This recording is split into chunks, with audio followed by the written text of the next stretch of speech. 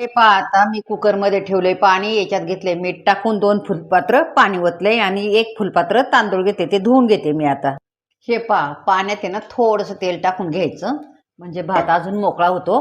आणि आता या पाण्याला उकळी आले का आपण तांदूळ टाकून हे 1 फुलपात्र पाणी तांदूळ घेतले आणि हेच 2 फुलपात्र पाणी ओतले मी.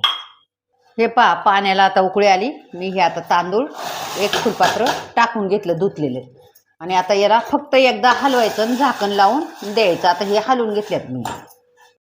हे का पाणी उकळल्यामुळं तांदूळ टाकल्याबरोबर लगेच उकळी आली पाण्याला.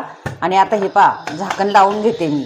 आणि आता एक शिट्टी घ्यायची आणि दुसरी शिट्टीला बारीक करायचा गॅस.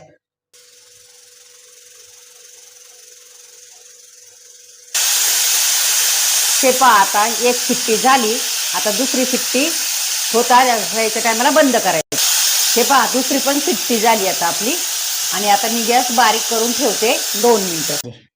आपला केलेला गरम गरम भात आणि गरम गरम त्याची गरम गरम भातावरती याच्यावर गरम गरम वाटाणा बटाट्याची भाजी.